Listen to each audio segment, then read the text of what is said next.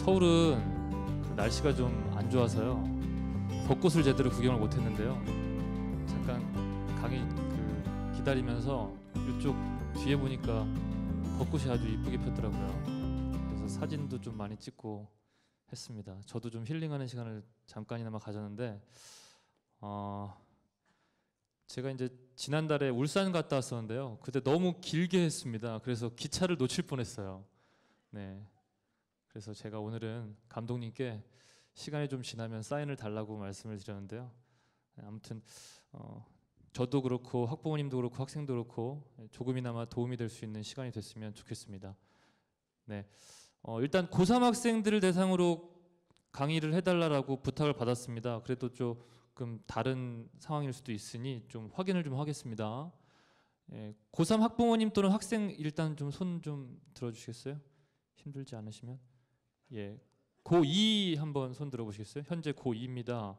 고2 학부모님, 네, 잘 오셨습니다. 고1 학부모님, 네, 더 잘 오셨습니다. 지난달에 울산 갔을 때 정말 많이 오셨거든요. 울산교육청에. 예, 근데 거의 고3 학부모님 학생들이었어요. 그래서 입시는 사실 고1부터 준비해야 되는 거 아시죠? 뭐 지금 고3 학부모님 오셨다고 제가 뭐라고 말씀드리는 게 아니고 또 동생이 있을 수도 있고요. 또 주변에 이렇게 조언을 해주실 수도 있지 않겠습니까? 그래서 저는 입시 설명회를 2014년도부터 EBS에서 좀 했던 것 같은데 해마다 드는 생각은 저도 지금 초등학교 학부모지만 좀 어릴 때부터 입시에 대해서 알고 있으면 그래도 내 아이한테 조금 방향 설정이라도 좀 해줄 수 있는 부모가 될 수 있지 않을까라는 생각을 했습니다. 그래서 오늘 이 시간에 고3 학생들을 대상으로 하는 입시 설명회지만 저는 개인적으로 고2, 고1 학부모님에게도 충분히 의미 있는 시간일 거다라는 생각을 갖습니다. 시작해 보겠습니다. 이 얘기도 이제 고1, 고2 학부모님도 같이 들으시면 좋겠는데요. 일단 현재 고3 학부모님들은 올 4월 말에 일단 수시 모집 요강이 확정이 됩니다. 전체적인 윤곽은 이미 작년도, 그러니까 현재 이제 고2 학부모님은 지금 제가 대학이라고 써놓은 세 번째 칸에 고2 4월 말까지 대입 전형 시행 계획을 발표한다고 되어 있죠. 저게 거의 확정판이라고 보시면 됩니다. 그래서 4월 말이라고 했으니까요.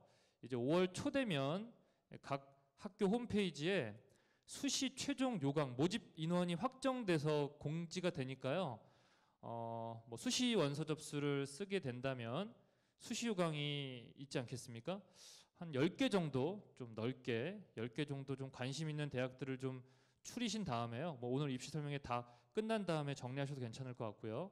네, 한 10개 정도를 모으셔가지고 그 해당 대학의 홈페이지에 수시 모집 요강을 다운 받으셔가지고 좀 읽어보셨으면 좋겠습니다.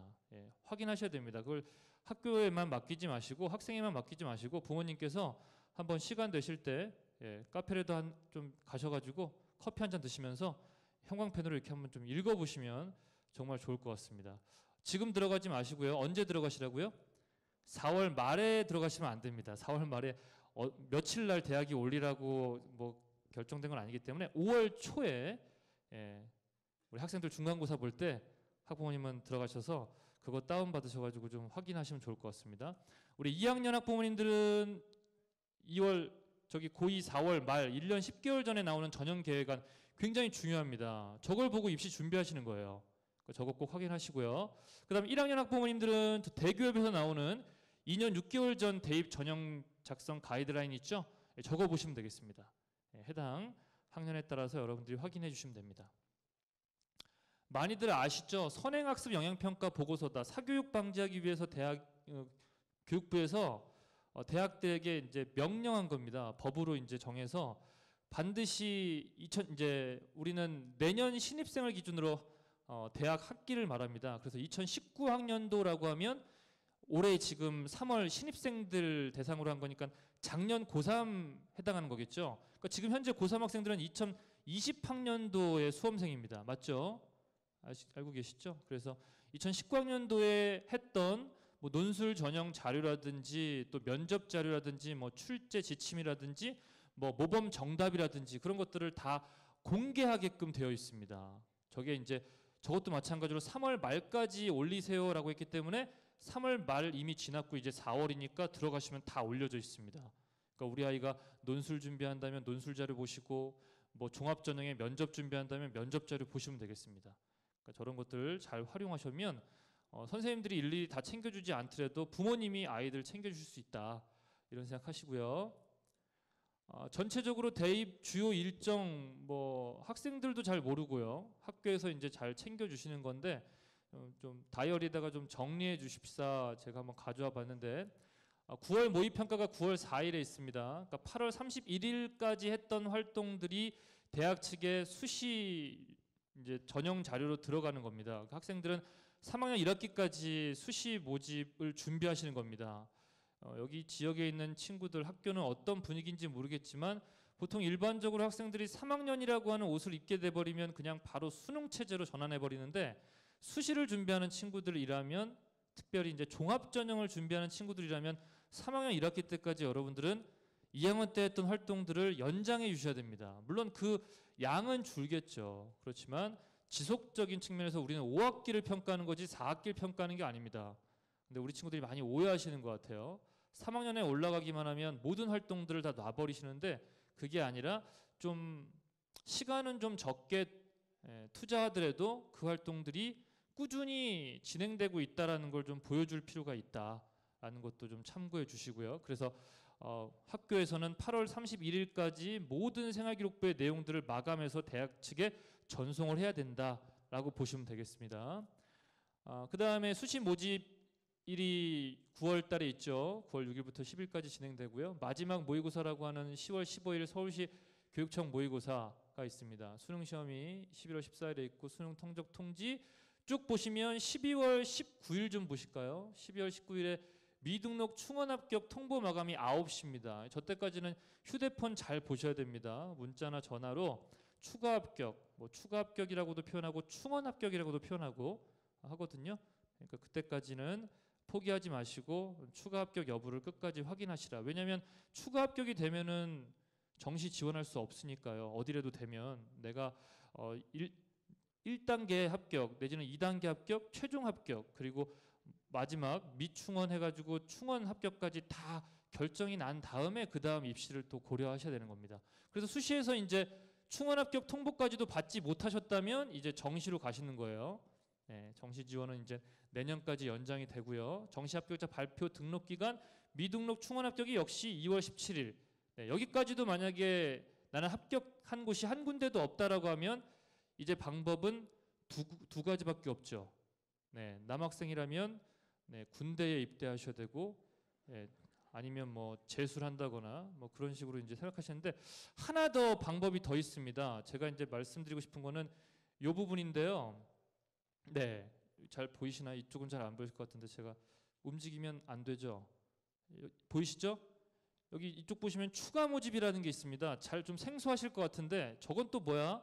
라고 하시는 학부모님도 좀 계실 것 같습니다. 그러니까 대학이 수시에서도 정시에서도 모집하고자 하는 학생들을 뽑지 못했을 때 그래도 결혼이 발생했을 때 일부 대학에서 추가 모집이라고 하는 걸 합니다.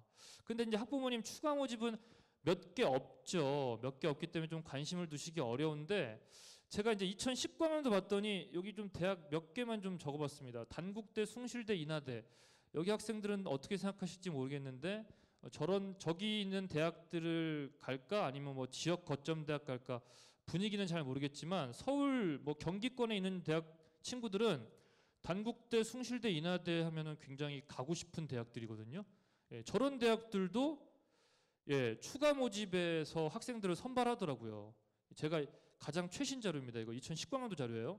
그래서 165개 대학에서 7,437명을 뽑습니다. 인원이 그렇게 적지 않죠. 그렇기 때문에 내가 재수하지 않겠다라는 생각을 갖고 있다면 정시 모집에서 혹시 안 됐더라도 추가 모집도 대교협에 올라가 있으니 한번 생각해 보시라는 의미로 가져와 봤습니다. 우리 아이가 아니더라도 또 주변에 누가 또 필요하시면 정보도 같이 공유해 주시면 좋겠습니다.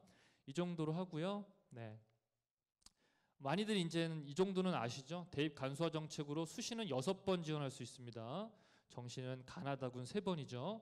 그래서 크게 학생부 위주 전형, 논술 전형, 실기 전형 이게 이제 점점 더 간소화돼 가지고 수시는 학생부, 정시는 수능 이렇게 갈 겁니다.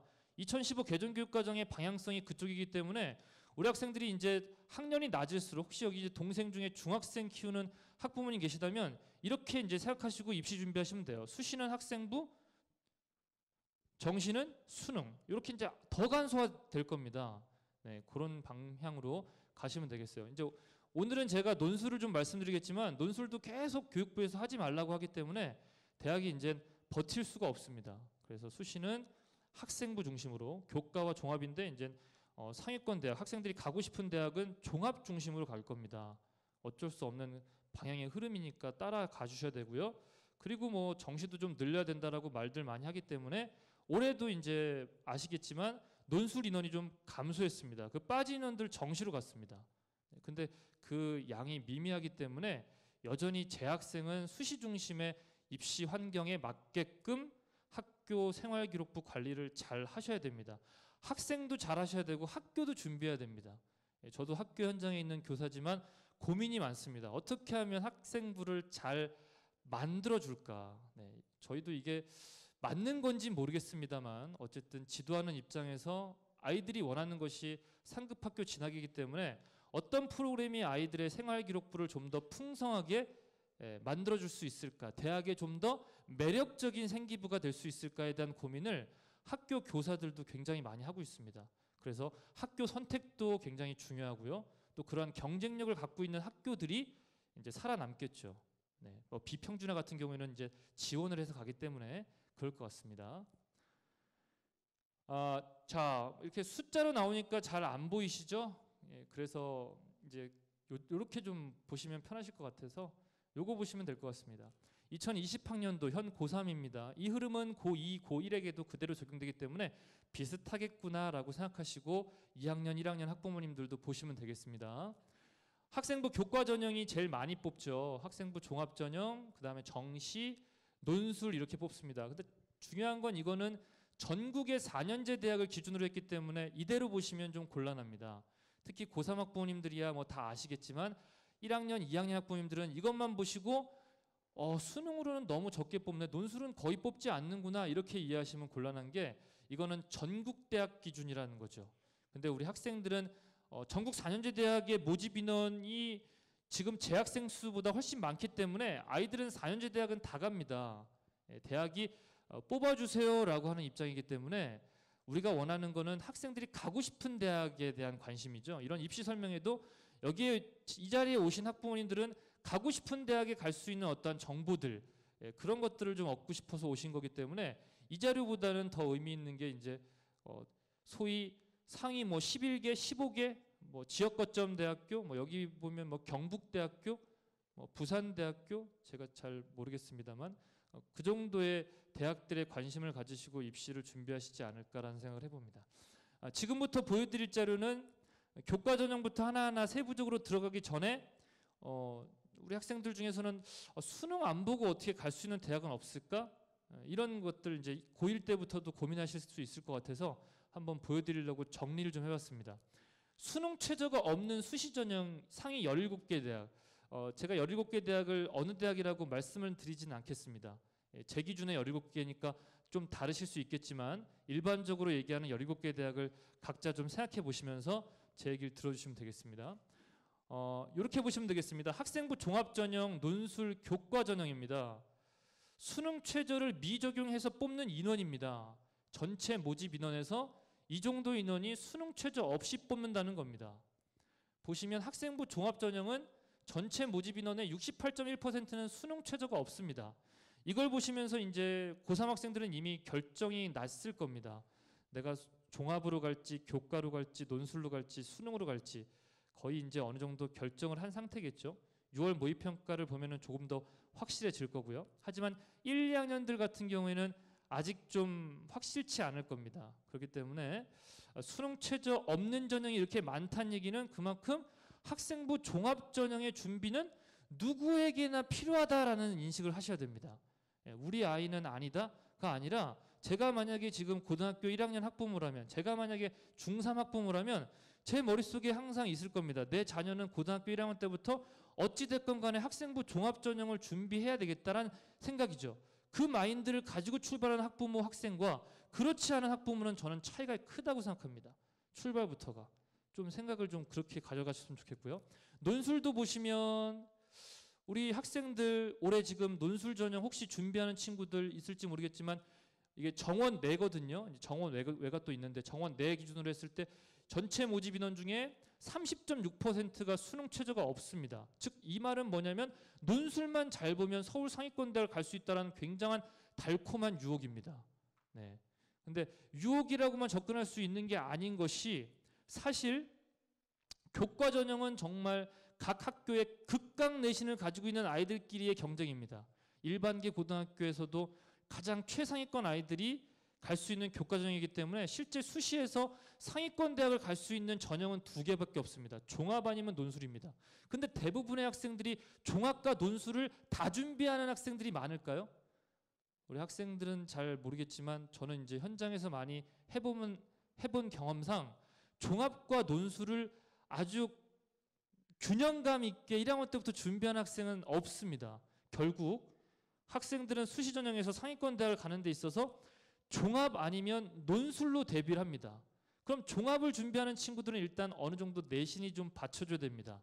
기본적으로 교과만큼은 아니어도 내신이 어느 정도 아주 뭐 좀 직설적으로 말씀드리면 아주 하위권은 아니어야 됩니다. 그렇죠? 근데 논술은 사실 자사고라든지 특목고 아이들을 위한 대학의 어떠한 수시 전형이기 때문에 내신은 상당히 무력화됩니다.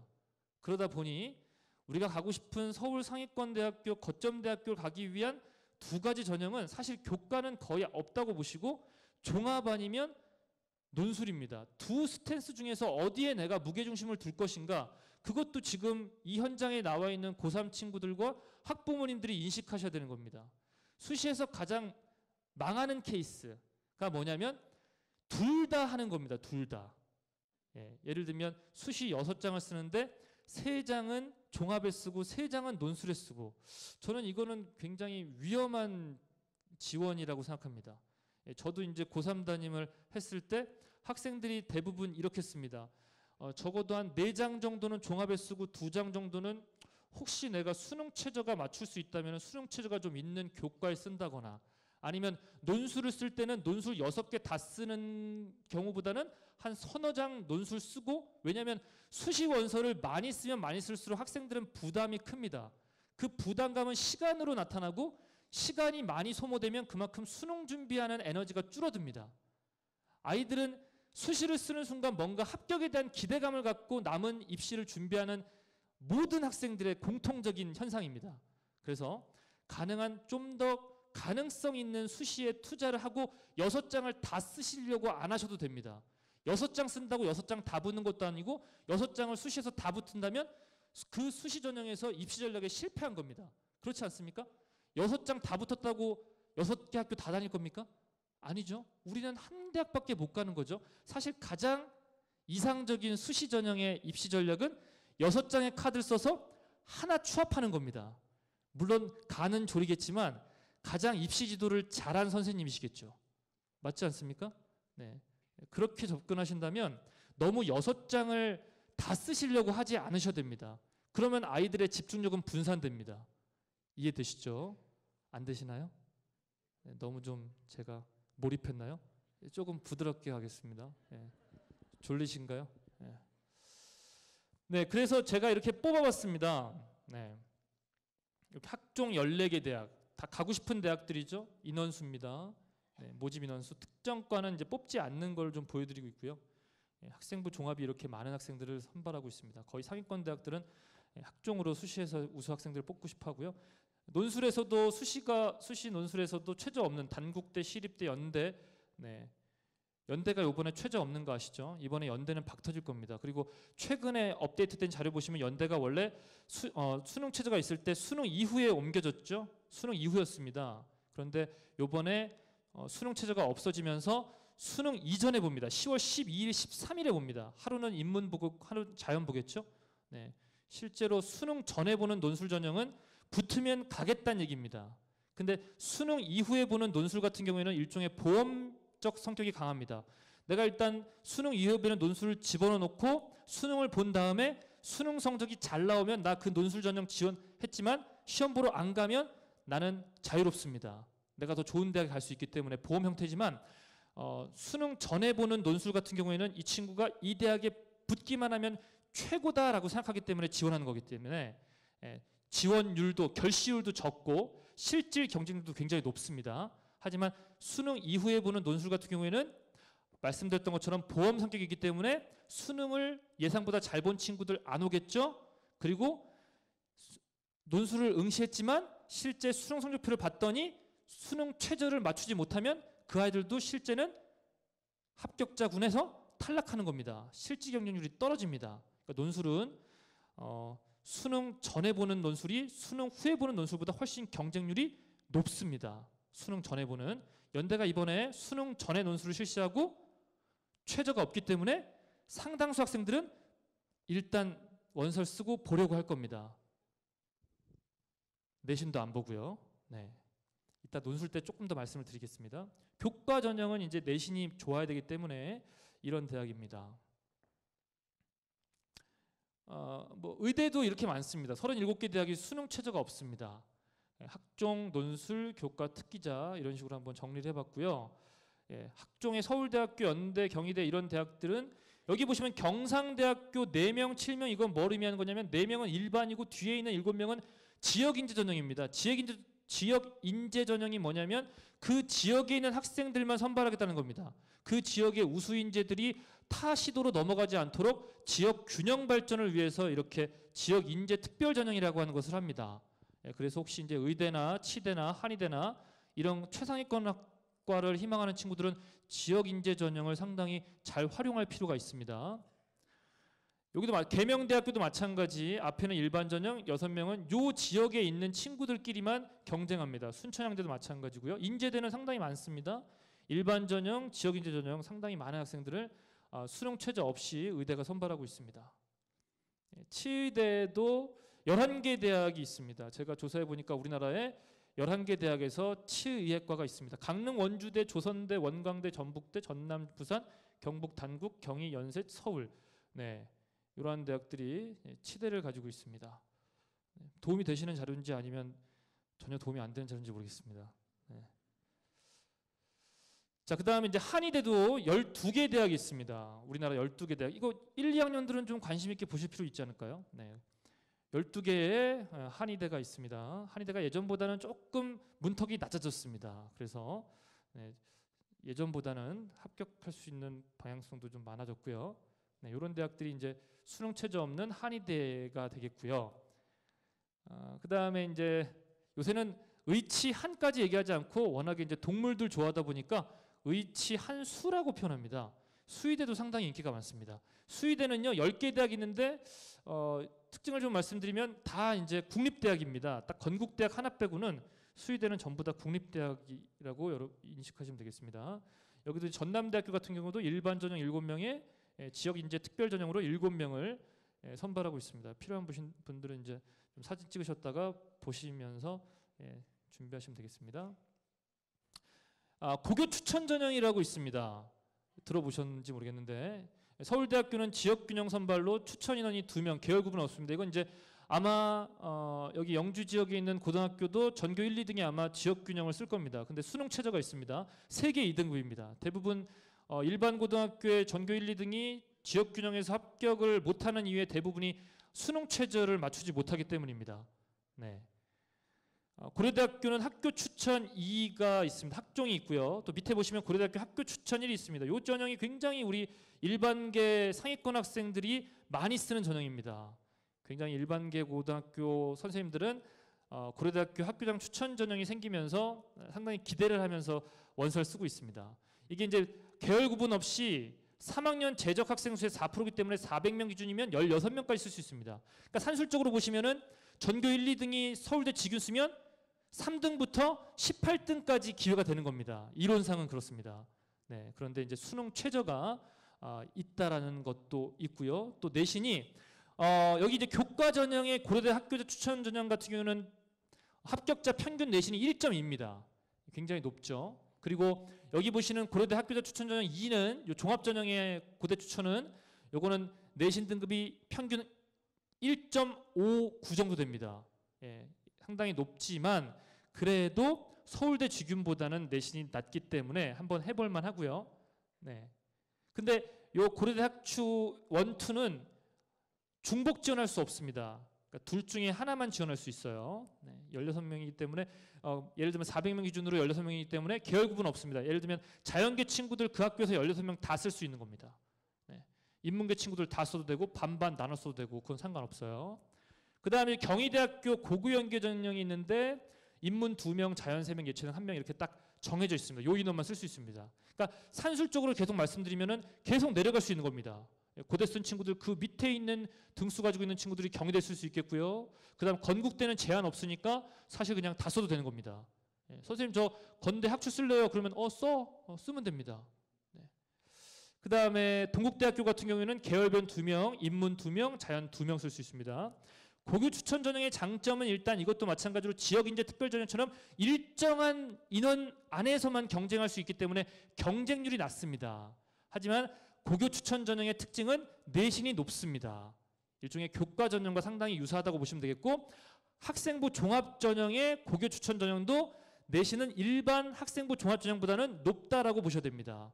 이거는 다 학교 선생님들이 자료들을 가지고 있기 때문에 상담하시면 안내해 주실 겁니다. 우리 아이가 경희대학교 고교 연계 전형 쓸 수 있나요? 이제 작년도 이제 합격 커트라인이라든지 이런 것들을 좀 확인할 수가 있겠죠.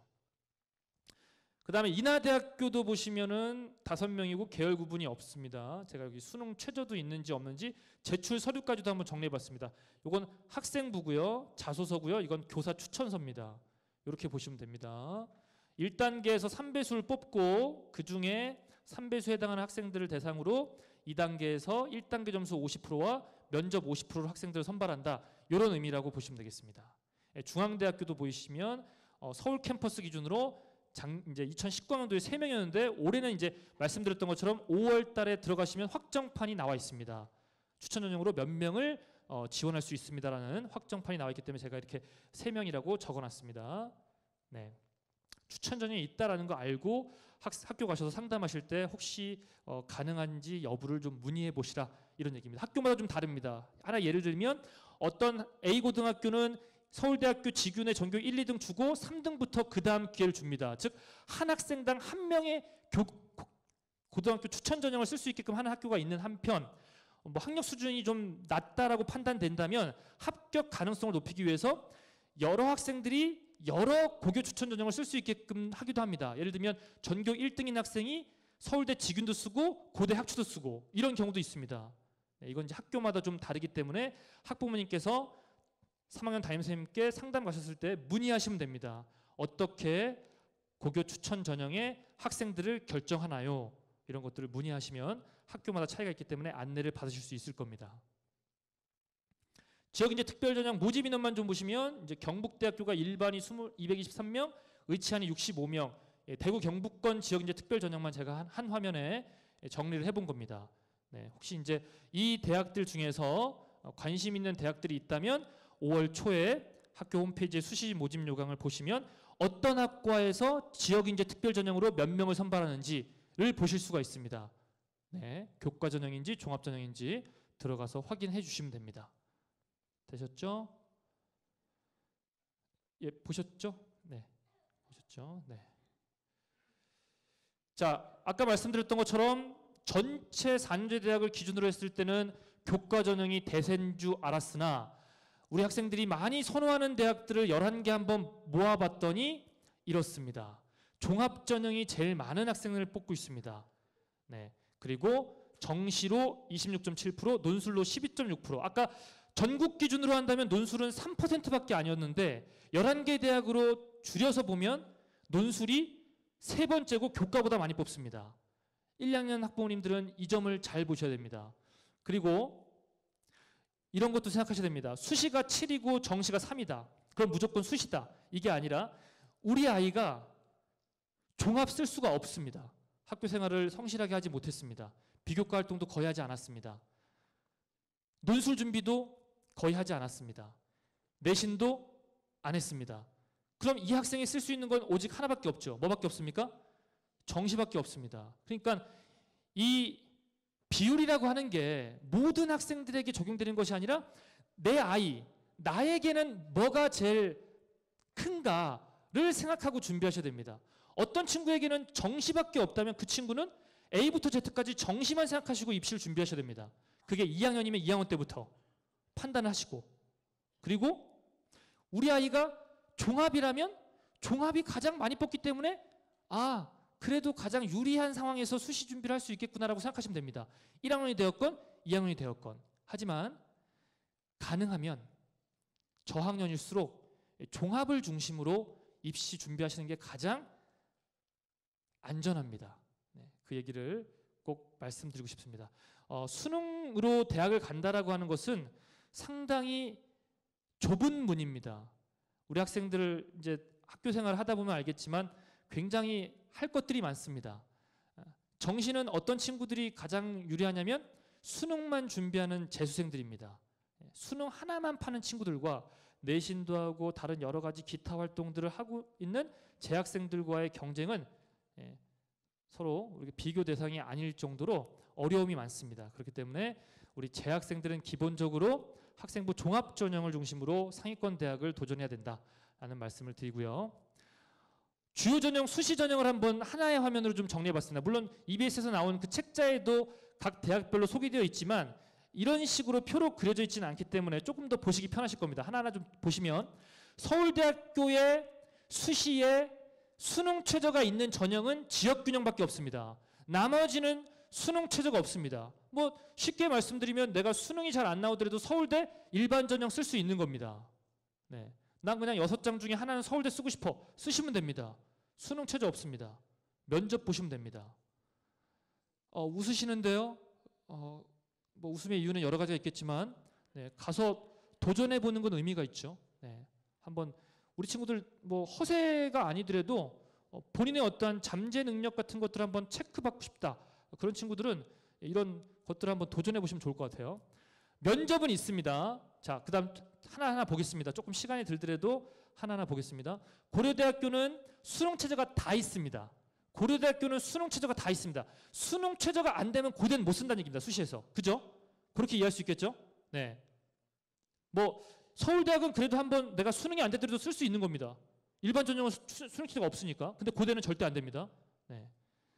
그리고 면접이 다 있습니다. 연대는 수능 최저가 전혀 없습니다. 모든 전형의 연대는 수능 최저가 없습니다. 근데 면접이 있습니다. 네. 그 다음에 서강대학은 논술에만 수능 최저가 있습니다. 이제 어떻게 보시는지 알겠죠? 성균관대학교 이런 대학들은 우리가 보통 서연고, 서성한이라고 하는데 서성한 중에 서강하고 성균관은 수시 전형을 보시면 입시가 굉장히 닮았습니다. 서로가 이제 좀 경쟁하는 것 같습니다. 성균관대학교, 서강대학교는 서로 좋은 학생들을 유치하기 위해서 거의 비슷한 포맷으로 모집 전형을 하고 있는 반면 좀 같은 레벨군에 있는 대학 중에 한양대학은 약간 좀 독자적인 수시 전형을 하고 있고 사실 학교 현장에서 볼 때 한양대학은 굉장히 친절합니다. 아무것도 없습니다. 수능 최저 없고요. 면접도 안 봅니다. 처음에 한양대학교가 학생부 종합전형했을 때 면접을 뺀 학교 중에 처음이었다고 저는 생각합니다. 그때 이제 학교 현장에서 이제 학생들을 지도하는 입장에서는 굉장히 난감했습니다. 어떻게 면접도 안 본다는 거지? 다 각각의 생기부들이 학교마다 좀 차이가 있을 텐데 그것만 가지고 우수 학생들을 선발할 수 있나? 수능 최저도 안 보고 사실 좀 믿기 어려웠습니다. 근데 한양대학교 입학사정관들은 나름 굉장히 자신감 있게 이야기하더라고요. 우리는 학생부 종합전형에 생활 기록부만 선발할 수 있는 노하우가 있습니다. 그들의 노하우를 저희는 모르고요. 자기들은 일단 노하우가 있다고 하니 그런 줄 알고 있습니다. 근데 이게 처음에 한양대학교만의 어떠한 독특한 거라고 생각했는데 최근에 입시를 이제 뭐 언니, 오빠, 형, 누나 이렇게 좀 치러본 학부모님들이라든지 그런 분들은 좀 보셨겠지만 요즘에 트렌드가 그쪽으로 가고 있습니다. 자소서도 안 보겠답니다. 면접도 안 보겠답니다. 추천서는 점점 없어진 지 오래입니다. 즉 대학이 이제 어느 정도 몇 년간의 데이터를 누적하면서 어떤 방식으로 선발을 했더니 그 아이가 대학 생활에 잘 적응하더라, 적응 못하더라, 이탈하더라, 학점이 잘 나오더라 이런 것들을 이미 이제 어느 정도 역추적이 되어 있는 상태입니다. 대학마다. 그래서 면접 안 봐도 되겠어. 수능 최저 안 봐도 되겠어. 학생부에 이런 항목들을 좀 유심히 봤더니 우수한 애들이더라. 이런 것들이 이제 노하우가 생긴 겁니다. 그래서 점점 생기부가 더더더 중요해지고 있다라는 거. 그만큼 학교 선생님 입장에서는 생기부 작성에 더더더 부담감이 커졌다는 점. 그런 방향으로 이해하시면 되겠습니다. 경희대학교 논술만 있고요. 종합의 면접이 있고요. 학교장 추천 전형엔 면접이 없습니다. 경희대와 외대가 좀 많이 닮아 있습니다. 중앙대학교는 교과와 논술의 수능 최저가 있고요. 면접이 없습니다. 자, 쭉 보시면 되겠습니다. 제가 그런 패턴으로 단국대학교까지 한번 잘 정리를 한번 해서 만들어 봤습니다. 네, 도움이 좀 되시나요? 예, 도움이 되신다면 또 열심히 앞으로도 만들어 보고요. 예, 감사합니다. 예. 여학생들 굉장히 반응이 좋네요. 네. 네. 이쪽이세요? 네. 감사합니다. 네. 자, 여기서 또 하나 이제 잠깐 쉬어가는 이유가 뭐냐면 또 한 번 중요한 포인트를 말씀드리려고 하는 겁니다. 자기 위치를 점검하라. 3월달 모의고사 보셨죠? 우리 3학년 친구들. 네. 그럼 성적표가 나왔겠죠? 네, 학부모님들 성적표 받아 보셨죠? 네, 안 받아 보셨다면 오늘 집에 가셔서 꼭 성적표를 갖고 오라고 하셔야 됩니다. 네. 성적표가 나왔습니다. 4월달 시험 보셨죠? 성적표 아직 안 나왔습니다, 학부모님. 예, 이거는 아이한테 독촉하시면 안 됩니다. 성적표 안 나온 거 확실하고요. 네, 3월달 나온 거 확실하니까 오늘 꼭 제 이 얘기를 듣고 집에 가셔서 요거 꼭 해보셔야 됩니다. 자, 요거는 이제 그냥 서울대학교가 이 정도 뽑고 연대, 고대가 이 정도 뽑고 이만큼 뽑는다는 얘기고 53만 명 수능 응시자 대비해가지고 고교가 일반계 고교가 1,800개 교 중심으로 한다면은 평균 고등학교라면 한 2명 정도 서울대학교 간다 이런 건데 뭐 우리 학교가 서울대학교 1명도 못 갑니다. 우리 학교가 서울대학교 1명 갑니다. 이걸로 이렇게 뭐 의기소침하라는 얘기가 아니고 일반적으로 요 정도씩 학교들이 보내야 이제 평균 고등학교다라는 얘기를 좀 해드리고 싶어서 한번 갖고 와봤는데 요건 넘어가도 괜찮을 것 같습니다. 자, 중요한 겁니다. 모의고사 성적을 우리가 3월달에 받고 4월달에 받습니다. 물론 5월은 안 봅니다. 6월에 이제 모의평가가 있습니다. 제일 중요한 시험입니다. 6월 모평이. 우리 학생도 굉장히 긴장하시면서 그 시험을 준비하고 계실 텐데 일단 3, 4월을 가지고 학부모님들과 학생들이 해보셔야 될 걸 제가 좀 안내해 드릴 거예요. 6월 모의평가를 보고 난 다음에 성적이 나오면 이제 학교 현장은 바빠집니다. 그 성적을 가지고 이 친구가 수시에서 어느 정도를 써야 되는지를 가늠합니다. 물론 학교 선생님들이 해줄 수도 있지만 학부모님과 학생이 어느 정도 기준을 가지고 담임선생님과 상담을 하셔야 합니다. 그것도 안 하신다면 곤란할 것 같아요. 그걸 제가 좀 안내해 드리려고 말씀드리는데요. 3월 성적표가 이렇게 생겼습니다.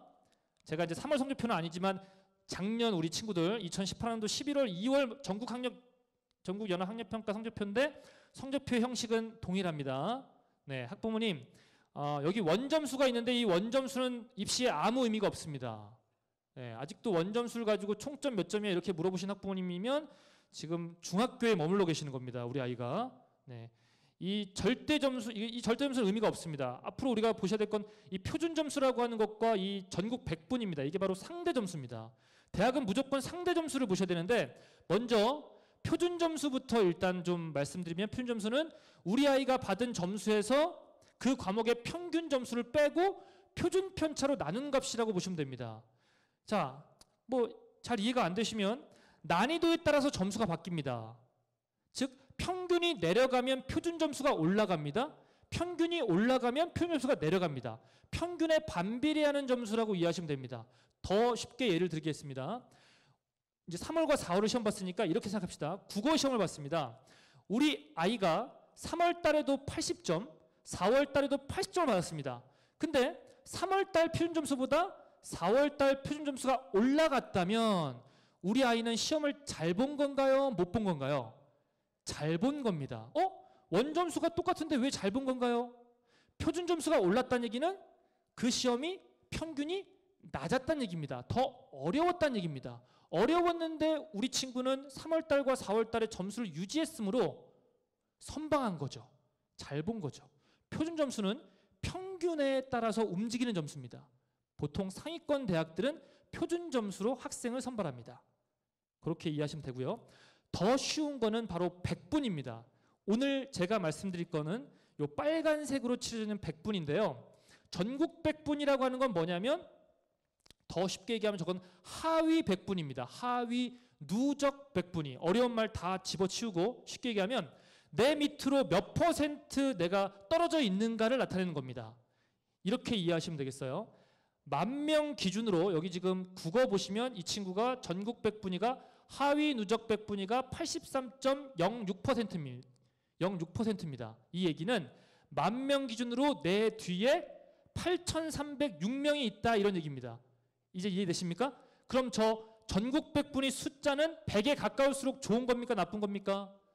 좋은 겁니다. 우리 친구가 학부모님 이제 다 아시니까 거짓말 하시면 안 됩니다. 엄마 0에 가까울수록 좋은 거야. 0에 가까울수록 내 뒤에 아무도 없는 겁니다. 이해되시죠? 예. 이 숫자가 클수록 좋은 겁니다. 내 뒤에 10,000명 기준으로 8,306명이 있다는 얘기입니다. 그러면 요걸 알면 내 앞에 몇 명 있는지 상위 백분위를 알 수가 있겠죠. 이해되십니까? 자, 그러면 이쪽으로 와보실게요.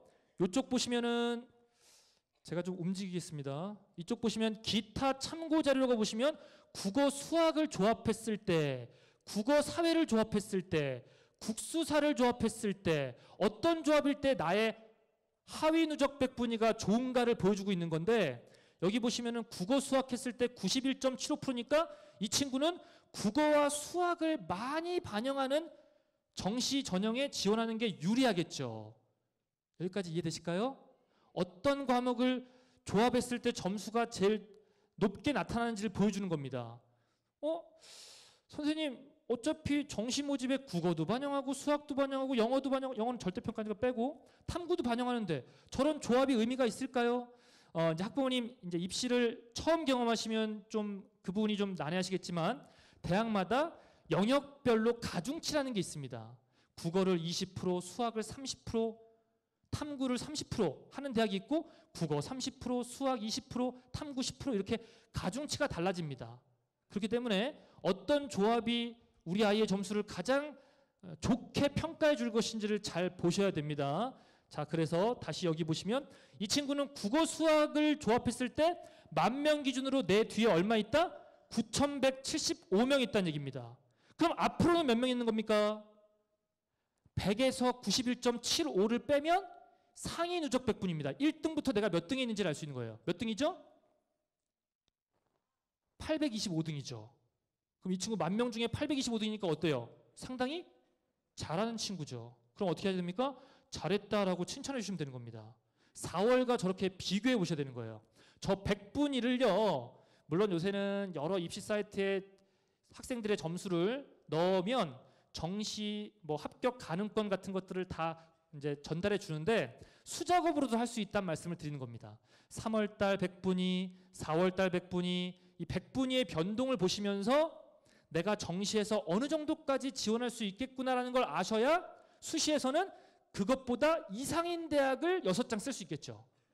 가늠자 역할을 가지고 있어야 되는 겁니다.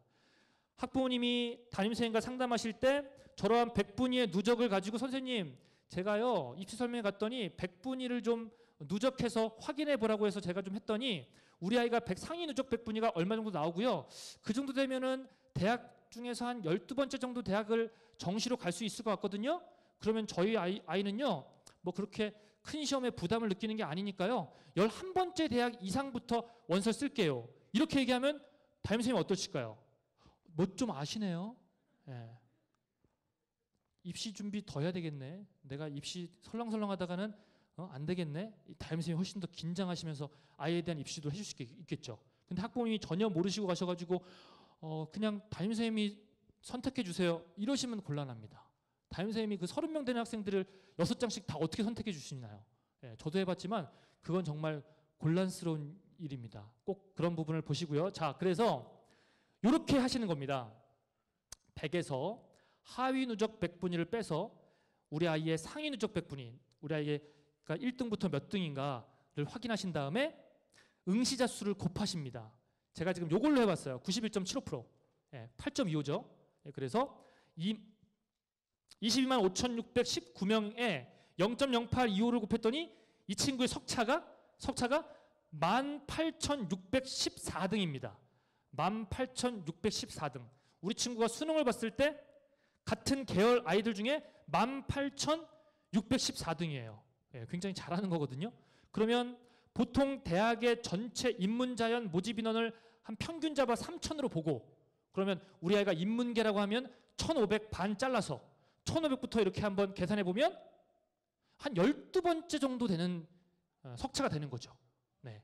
이 정도를 3월, 4월 모의고사 때마다 해보시면 수시 원서 접수하실 때 학부모님이 담임선생님과 상담하실 때 어느 정도 감각을 가지고 담임선생님과 상담을 하실 수 있다, 이런 얘기입니다. 되시겠죠? 네. 3월 성적표 꼭 오늘 해보세요. 그리고 4월이요, 곧 나옵니다, 학부모님. 네, 곧 나오니까 비교해 보시면서 하시면 우리 아이가 고등학교 올라가서 성적이 올랐는지 내려갔는지 아실 수 있어요. 절대 원점수 총점 가지고 300점에서 310점 됐다고 아이고 잘했다 하시면 안 됩니다. 네, 꼭 상대 점수로 확인하시라. 그리고 우리 학생들은요, 요거 피드백 하셔야 돼요. 요거 뭡니까? 자, 여기 보시면 밑에 정답률이 A, B, C, D, E까지 나와 있어요. 우리 학부모님, A는 정답률이 80% 이상인 겁니다. B는 60% 이상, C는 40% 이상, D는 20% 이상. 그러니까 우리 아이가 A, B, C, 우리 A, B, C에 해당하는 것 중에 자꾸 틀린다면 그것부터 먼저 점검을 하라고 얘기해 주셔야 됩니다. 얘기해 줘봤자 안 듣겠지만, 학생 스스로가 내가 남들이 다 맞는 A, 쉽다는 얘기죠. 80%가 맞는다는 얘기니까 A를 자꾸 틀려. 그럼 거기서부터 이제 공부의 출발을 가지셔야 됩니다. 남들이 기출문제 푼다고 풀면 안 돼요. 개념이 안 돼 있는 거야. 그죠? B나 C까지 일단 맞추고 그 다음에 D를 맞춰야지, A, B, C도 안 맞는데 D가 맞았다고 좋아하면 안 되는 거죠. 그러니까 어떤 친구들은 A, B가 틀렸는데 D를 맞았다고 좋아하는데 D는 찍은 거예요. A, B, C가 안 맞는데 D를 맞췄다는 얘기는 그건 실력이 아니거든요. 그러니까 여러분들의 자기 위치를 점검하는 것이 이 성적표 하나로 다 가능합니다. 아시겠어요? 이 전국연합학력평가는 성적표가 굉장히 상세하게 나와 있기 때문에 이 성적표를 통해서 우리 아이의 어떠한 성적 추이, 지금도 가능합니다. 작년 2학년 11월 모의고사와 올 3월 모의고사를 비교하시면 돼요. 4월 성적표까지 기다려 주실 필요도 없는 거예요. 아시겠죠? 그리고 지금 현재 2학년 학부모님 같은 경우에는 1학년 11월 모의고사 가지고 한번 해보시고 이렇게 한번 점검해 보시면 우리 아이가 성적의 어떤 변화의 추이를 아실 수 있습니다. 얘가 자꾸 모의고사가 성적이 올라가고 있다면 얘가 정시에서도 앞으로 경쟁력이 있겠구나라고 이해할 수 있겠죠. 근데 자꾸 2학년에 모의고사 볼 때마다 성적이 내려가고 있다면 정시는 어렵겠는데, 수시에서 좀 뭔가 좀 해결책을 찾아봐야 되겠는데, 이런 생각을 같이 아이와 공유해 주신다면 좋겠죠. 그냥 무조건 공부 안 한다고 왜 안 해라고 이야기할 게 아니라 같이 고민을 나눌 수 있는 그러한 부모님이 되면 정말 이상적일 것 같습니다. 학생부 교과부터 이제 한번 보면요, 요건 이제 합격자 평균입니다. 최종 평균, 한양대학교 최종 평균, 중앙대학교 평균. 자, 하나만 보시면 우리 이제 교과 전형을 혹시 관심 있는 친구들이 보실 때 한양대학교, 중앙대학교가 보시면 물론 둘 다 높지만 자연계 보시면은 상당히 차이가 크죠. 대학의 어떠한 선호도에 비해서는 점수 차이가 좀 크게 느껴지시는데 그 차이는 뭐 때문이다? 수능 최저 때문인 거 아시죠? 그러니까 이제 여기에 보여져 있는 이 내신이 우리 아이는 아니야, 또 나는 아니야 라고 했을 때 교과는 안 되는구나 생각하지 마시고, 이게 이제 평균이기 때문에 이제 문 닫고 들어가는 그런 학생들의 점수는 이거보다 낮을 수 있겠고, 또 하나 생각하실 게 내가 수능에 대한 경쟁력이 좀 있다면 수능 최저를 맞추면서 교과도 한번 생각해 볼 수 있겠구나라는 거죠. 무슨 말이냐면 우리가 6장을 쓴다고 가정했을 때 6장을 다 종합했을 것이냐, 6장을 다 논술했을 것이냐, 아니면 한 4개 정도는 내가 주력으로 생각하는 수시에 쓰고 한 2개 정도 수능 최저가 있는 뭐 교과 전형을 한번 써본다거나, 그런 것도 하나의 팁이 될 수 있겠다라는 말씀을 드리고요. 마지막으로 하나 더 말씀드리면, 여기 이게 다 대학 홈페이지에 입시 결과에 나와 있는 자료입니다. 여기 230%라는 게 충원율입니다. 이게 무슨 말이냐면 200%라고 하면 만약에 모집 인원이 25명이라면 추가 합격이 몇 명 된 거냐면 50명 된 겁니다. 충원율이 100%라면 25명 모집 정원에 충원이 몇 명 된 겁니까? 추가 합격 몇 명 된 거예요? 25명 된 겁니다. 이렇게 이해하시면 되겠어요. 알겠죠? 되셨죠? 네, 100%, 200% 그렇게 이해하시면 되고, 또 하나 여기 보면은 최종 80%를 공개하는 학교도 있고 최종 평균을 공개하는 학교도 있어요. 평균은 말 그대로 중간 성적입니다. 합격자 1등부터 10등까지가 있다면 중간 5등의 성적이라고 보시면 되겠고, 요 최종 80%라면 8등의 성적이다 이렇게 보시면 되겠어요. 되실까요? 네, 들어가서 보실 때도 알고 보셔야 요 정도면은 우리 아이가 합격할 수 있겠구나, 내지는 조금 어렵겠는데 이걸 가늠하실 수가 있겠죠. 네. 고려대, 이화여대, 국민대, 명지대, 공주교대, 전주교대도 이런 이제 교과 면접 합격자 성적을 가지고 있습니다. 네, 교과 전형은 이제 이 정도로 좀 정리했고요. 서울 상위권 교대 포함해서 이제 1, 2등급대, 중하위권은 뭐 2, 3등급대, 수도권 및 지방 국공립대는 4등급대. 이 4라는 숫자에 굉장히 이렇게까지 내려가라고 할지 모르겠지만 국공립대학은 굉장히 과가 많습니다. 학부모님, 굉장히 과가 많아요. 그리고 경북대학도 마찬가지지만 대단히 수능 최저 등급이 복잡합니다. 예, 희한합니다. 다른 사립대학들보다 국공립대학교의 수능 최저 등급은 대단히 커요. 양이 많아요. 저는 묻고 싶습니다. 그 입학처에 있으신 분들은 그 수능 최저를 다 알고 계시는지. 그만큼 굉장히 많습니다. 아무튼 그런 것들을 좀 고려하기 때문에 과의 어떠한 인기과나든지 비인기과의 차이가 상당히 합격선이 좀 차이가 크기 때문에 여기 등급까지도 한번 보실 수가 있겠다라는 겁니다. 자, 경쟁률이 낮은 이유는 아시겠죠? 그들만의 리그라고도 표현할 정도로 이제 내신이 극강인 아이들이 이제 여러 군데에 중복 합격되고, 그러다 보니까 추합 같은 것들도 굉장히 많이 발생하는 전형이 바로 교과 전형입니다. 자신의 강점을 확인하라고 하는 건 뭐냐면, 내가 이제 수능이 좀 된다면 수능 최저 있는 교과 전형을 쓰는 게 훨씬 더 합격 가능성이 높다라는 거 말씀을 드리고요. 최종 합격선, 그 대학이 공개하는 합격선을 보시고요. 우리 이제 곧 중간고사가 다가오는 것 같은데요. 우리 친구들 3학년 1학기 때까지 중간고사 포기하지 마시고 끝까지 최선을 좀 다해 주십사 말씀을 드리고 싶습니다. 두 번째, 논술 전형을 말씀드리겠습니다. 이게 지금 성균관대학교에서 논술 보고 나오는 학생들입니다. 이 사진 한 장으로 말씀드리고 싶은 건 뭐냐면, 수시 전형 중에 가장 경쟁률이 높다라는 말씀을 드리고 싶습니다. 예, 그리고 논술의 특징은 추합이 거의 일어나지 않습니다. 작년에 이제 저희 이제 실제 예를 하나 말씀드리면, 제가 1학년 때 담임했던 여학생인데 그 친구가 논술 준비를 잘했나 봐요. 그래서 한양대학교는 수학만 보는데, 자연계 친구인데요. 수학만 보는데 예비 1번이랍니다. 그래서 1번이야? 1번은 그래도 될 것 같아 라는 생각을 가지고 이제 격려해줬던 기억이 나는데 빠지지 않았습니다.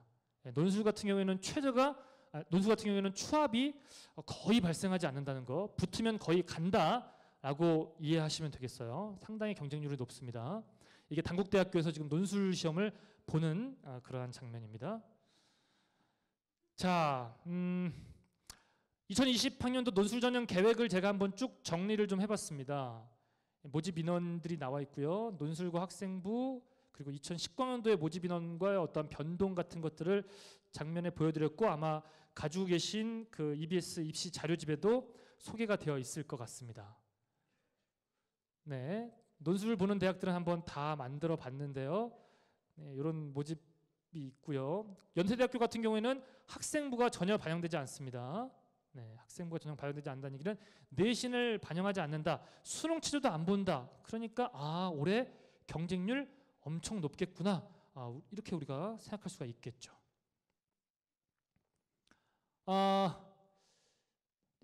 이제 홍익대까지 모든 전형이 있는데 전형 명칭은 좀 다릅니다. 뭐 코리아텍 일반 전형 이렇게 쓰는 학교도 있고, 논술 우수자, 이렇게 다양한 이름으로 논술 모집을 하고 있습니다. 3.7%다라고 하는 전국 비율에 따라서 보시면 되게 적은 것처럼 보이지만, 가고자 하는 대학으로 좀 축소해서 보신다면 대부분의 대학들이 논술 전형으로 학생들을 선발하고 있다는 거. 최상위권 대학 중에는 서울대학교와 고려대를 제외한 나머지 대학들은 다 논술 전형을 아직은 실시하고 있습니다. 그래서 2019학년도는 이 정도 인원이었던 것이 이 정도 줄었는데, 이 줄어든 인원은 정시로 넘어갔다, 이 정도로 생각해 주시면 되겠습니다.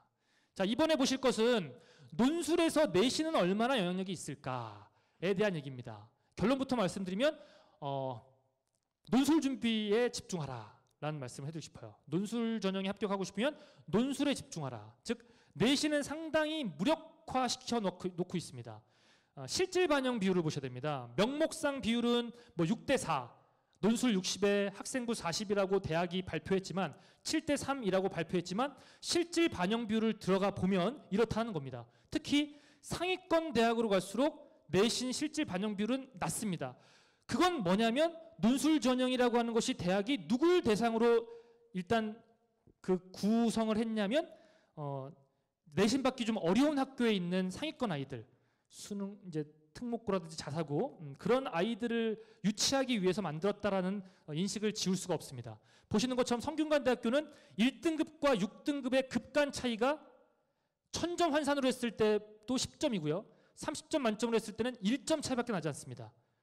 즉 충분히 내신이 낮은 특목고나 자사고 아이들도 논술로 합격시켜주겠다는 얘기겠죠. 서강대도 거의 다르지 않습니다. 아까 말씀드렸던 것처럼 서강대학교와 성균관대학교는 거의 입시 패턴이 같다라고 보시면 되겠습니다. 연세대학교는 전혀 반영하지 않습니다. 한양대학교는요, 학생의 성실도라고 되어 있는데요. 재밌죠? 교과는 반영하지 않고 비교과 30인데 이건 학교를 잘 다녔는지 보는 겁니다. 네, 학교를 잘 다녔으면 30점은 그냥 다 받는 거라고 보시면 되겠고 반영하지 않습니다. 연대와 한양대는 수능 최저도 없고 내신 반영도 하지 않습니다.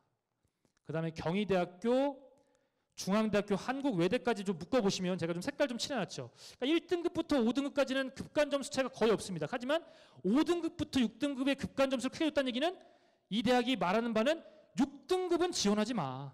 이 얘기입니다. 5등급까지는 그래도 한번 해봐. 근데 6등급은 우리 대학은 오지 마. 이렇게 이제 표현해주고 있는 겁니다. 그럼에도 불구하고 쓰시면 뭐 방법은 없겠지만 적어도 5등급까지는. 그 다음에 중앙대학교 같은 경우는 뭐 7등급까지도 별로 급간 점수의 차이를 주지 않고 있습니다. 대신에 이제 8등급은 오지 마라고 이야기를 하고 있죠. 그 다음 한국외대는 한 5등급 정도까지의 급간 점수를 보시면 되겠습니다. 네. 근데 조심하실 게 비슷한 그룹에 있는 대학일지라도 서울시립대는요, 지점수라는 걸 반영하는데 내신 반영이 큽니다. 그래서 2, 3등급이 아니면 서울시립대는 지원하시면 안 됩니다. 서울시립대는 내신 반영이 크다라는 점을 고려하시고 만약에 비슷한 대학군을 지원하신다면 경희대학교나 중앙대학교, 한국외대를 지원하셔야지 되겠습니다. 네, 그 다음도 비슷합니다. 동국대학교도 1등급부터 5등급까지는 거의 차이가 없고요. 동국대학교의 그 합격자를 보시면 한 4등급대 합격자들이 상당수 많이 나오고 있습니다. 건국대학도 마찬가지고요. 단국대학교, 건국대학교, 동국대학교 이런 전형의 논술 전형은 상당히 4등급대 학생들이 많이 분포되어 있다는 걸 볼 수가 있습니다. 그 다음에 이화여대는 여기 뭐 3등급까지 써놨지만 실제 합격자 평균은 1.7입니다. 대단히 이대의 논술 전형은 내신 등급이 높다라는 거 좀 참고하시고요. 홍익대학교도 마찬가지입니다. 여기 지금 이 화면에서 내신 반영이 좀 많이 되는 대학이 홍익대학교와 이화여대입니다. 이런 대학은 좀 내신이 좀 낮은 친구들은 조심하실 필요가 있다. 좀 다른 대학으로 지원하시는 게 낫겠다라는 생각이 들고요. 네, 뭐 이 정도 보여드렸습니다. 여기까지가 이제 논술 전형의 일부 대학들의 모습이고요. 지역별로 좀 정리해 보면요, 서울에 있는 대학들이고요. 수능 체제가 있다, 수능 체제가 없다. 건국대학교는 올해 이제 수능 체제를 집어넣습니다. 작년에 없었거든요. 없었는데 이번에 수능 체제가 들어왔다라는 거 좀 참고하시고, 연대는 수능 체제가 있다가 없는 대학으로 빠졌습니다. 그런 변화를 좀 보시면 좋겠습니다. 네. 그리고 이제 논술을 지원하실 때 우리 친구들이 좀 쓰기 편한 유형을 보셔야 됩니다. 무조건 대학의 어떠한 네임밸류에 따라서 높은 대학은 어렵고 낮은 대학은 쉽고 그렇게 접근하지 마시고요. 아까 제가 선행학습 영향평가보고서라고 말씀드렸죠. 대학이 그 해에 진행했던 뭐 수시 전형에서 썼던 여러 가지 전형 자료들을 오픈했다고 했잖아요. 그 작년도 기출문제를 써보세요. 논술을 해보고 싶은 친구들은 써보셔서 나하고 맞는 유형이 어딘지를 보셔야 됩니다. 그런 선택을 좀 하실 필요가 있고요. 언어 논술 보는 대학이 있고 언어하고 통계 도표 보는 대학이 있고 수리 논술 보는 대학이 있는데 요거는 이제 보통 인문 계열의 상경 계열입니다. 경제 경영 이쪽은 이제 이러한 수리 논술을 본다라는 거 보시면 되겠고, 영어 제시문을 나타내는 그러한 인문 논술 대학이 있습니다. 자연은 대부분 이제 수학입니다. 일단 수학을 잘하셔야 어느 정도 수능 수학도 좀 나오시고 하는 선에서 서술형 주관식 문제를 푸는데 풀이 과정들도 다 점수하기 때문에 우리 친구들이 서술형 문제, 예를 들면 우리 수학의 킬러 문제들, 뭐 21번, 29번 이런 킬러 문제들을 내가 좀 잘 접근할 수 있다, 이런 친구들이 이제 수리 논술에서도 좀 좋은 결과를 만들어낼 수가 있겠죠. 수학, 과학을 같이 보는 대학이 있고 교과, 통합 논술, 이렇게 유형이 있으니까 나한테 유리한 유형을 찾는 것도 하나의 팁이 될 수 있겠다라는 거고요. 뭐 의학계열 모집 인원도 뭐 이런 식으로 있습니다. 논술 일정도 좀 고민하셔야 됩니다. 앞에 보는 대학들은 정말 수능이 좀 잘 안 나오는 친구들, 붙으면 반드시 갈 친구들, 그런 친구들이 지원하셔야 되고, 수능까지도 한번 가겠다, 하지만 수시에서 내가 종합은 쓸 수가 없겠다, 그래도 보험 형태로 좀 한번 써보겠다, 그런 친구들은 수능 이후에 보는, 이건 작년 날짜입니다. 아직 올해 날짜는 확정되지 않았기 때문에 제가 지금 작년 날짜로 넣어놨고, 연대만 제가 지금 올해 발표한 날이 있어서 이렇게 집어넣습니다. 작년에 연대가 수능 이후에 있다가 앞으로 갔다라는 거 보시면 되겠고요. 이것도 이제 여러분들 조심하셔야 됩니다. 지원하실 때 예를 들면 뭐 오전에 성균관대학교에 논술 보고 오후에 한양대 보고 뭐 이런 친구들도 있거든요.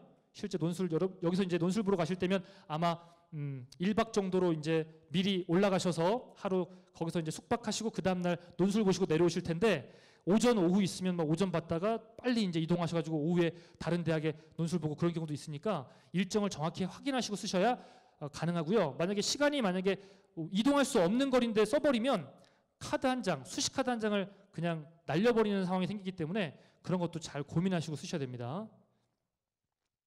대학이 논술에 대한 안내들은 굉장히 상세하게 하고 있습니다. 꼭 뭐 서울에 뭐 강남에 대치동에 있는 논술학원을 가지 않더라도 이런 자료들을 잘 활용하신다면, 또 학교에 있는 국어 선생님이라든지 좀 논술 지도해 주신 선생님들의 도움을 좀 받으신다면 논술 전형도 충분히 한번 준비하실 수가 있습니다. 논술 가이드북 같은 것도 잘 나와 있고요.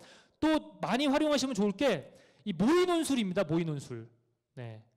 최근에 뭐 중앙대 모의 논술도 아마 학교에서 본 친구들이 있을지 모르겠는데, 이제 거리가 멀기 때문에 대학에서 직접 하는 모의 논술은 좀 가시기 어려우시겠죠. 근데 이제 대학이 그런 친구들을 위해서 온라인상으로도 이제 모의 논술을 하기도 하고, 또 학교 배포용으로 학교에 논술 자료를 줘서 학교에서 이제 자체적으로 작성하고 다시 학교 그 대학 측으로 이제 우편으로 넘기면 거기서 이제 첨삭해서 다시 돌려주는 경우도 있고, 여러 가지 루트가 있습니다. 논술 준비한 친구들은 각자 희망 대학의 모의 논술 일정을 좀 보셔야 됩니다. 선생님들이 다 학교에서 챙겨주시는데 좀 한계가 있으실 것 같아요. 이것도 좀 챙겨보시라 말씀드리고, 그 대학이 모의 논술이라든지 논술고사가 실시된 이후에 그 논술고사에 대한 어떤 강평 영상 같은 것들을 올려놓습니다. 어떤 의도로 출제했습니다 라는 영상이 있기 때문에 그런 것도 참고하시면 도움이 될 겁니다. 하지만 이제 수능을 공부하면서 같이 병행하시기 때문에 논술만 준비할 수는 없고요. 시간 배분을 잘 하시는 게 굉장히 중요합니다. 제가 마지막 포인트로 이제 말씀드린 건 경쟁률이 가장 높습니다. 추가 합격자가 가장 적습니다. 수능과 논술이 중요합니다. 왜냐하면 수능이라고 하는 것은 수능 최저가 있는 논술이 있고 없는 논술이 있다 그랬죠. 그러니까 이렇게 이해하시면 됩니다. 합격 가능성이 높은 거는요, 수능 최저가 없는 논술보다는 수능 최저가 있는 논술입니다. 왜냐하면 실제 지원자들의 경쟁률을 봤을 때 70대 1이었습니다. 근데 아까 말씀드렸던 것처럼 수능 최저가 없는 경우는 70대 1 그대로 살아남을 수 있습니다. 하지만 수능 최저가 있는 경우는 아까 말씀드렸던 것처럼 수능을 잘 봐서 응시를 안 할 수도 있고요. 또 수능 최저를 맞추지 못할 수도 있기 때문에 약 3분의 1로 경쟁률이 줄어듭니다. 70대 1이었으면 약 25대 1이나 20대 1로 줄어듭니다. 이게 대학에서 발표하는 실질 경쟁률입니다. 단 어떤 경우라고 말씀드렸죠? 수능 최저가 있는 경우입니다. 혹 논술 전형으로 수시를 준비하고자 하는 친구들이라면 수능 최저가 있는 전형으로 지원하는 것이 훨씬 더 합격 가능성을 높일 수 있다. 이 점 꼭 생각해 주시고요. 그래서 수능 준비를 같이 병행해 주셔야 되고요. 논술은 꾸준히 준비하되 한 주일에 뭐 0.5일을 투자하고 여름방학 동안에 좀 집중적으로 하시는 게 좋습니다. 기출이나 모의 논술을 적극적으로 활용하라는 얘기를 드리고 싶습니다. 마지막으로 학생부 종합 전형에 대해서 말씀을 드리겠습니다. 제가 이제 학부모님께 안내해드리고 싶어서 만들어 온 자료는 공동 연구입니다. 건국대가 주관해가지고 서울에 있는 몇 개 대학이 요 기간 동안에 공동 연구했습니다. 보통 이제 학생부 종합 전형이 뭐 깜깜이 전형이다, 금수저 전형이다 이런 말을 많이 하다 보니 대학 쪽에서도 뭔가 안 되겠다 싶어서 이런 공동 연계 활동을 통해서 뭔가 정보를 좀 제공해 드리고자 연구를 하고 발표한 내용이 있습니다. 대학이 학생부 종합전형에서 평가하는 항목을 크게 4가지로 보는데요. 이런 겁니다. 학업 역량, 전공 적합성, 인성 발전 가능성 이런 것들을 본다는 겁니다. 대학이 이 4가지 항목에 주안점을 두고 그 학생의 생활기록부와 자기소개서와 추천서 같은 것들을 종합하여 평가하겠다는 겁니다. 물론 이 이름들은 좀 다르지만 이 대학들의 공동 연구 결과 다 이 4개의 항목에 들어간다는 겁니다. 아시겠죠? 대학마다 이름들은 조금의 차이가 있지만 결국은 이 4가지 항목이라는 겁니다. 대학이 평가하는 학생부 종합전형이. 학업 역량이라고 하는 것은 이 학생이 대학에 와서 공부할 수 있는 기초 능력이 있느냐는 겁니다. 그 기초 능력을 보는 가장 근간은 내신 성적입니다. 하지만 교과 전형과 다른 점은 교과 전형이라고 하는 것은 정량 평가하는 겁니다. 그냥 숫자로 학생들을 선발합니다. 하지만 종합 전형의 기초 수학 역량이라고 하는 것은 정성 평가라고 하죠. 종합적으로 그 학생의 내신 성적을 봅니다.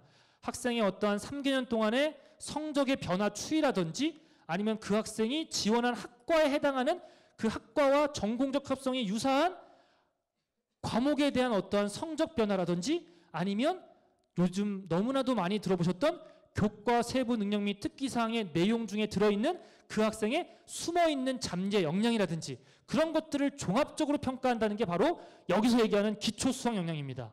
그것을 또 세분화하면 이렇게 표현합니다.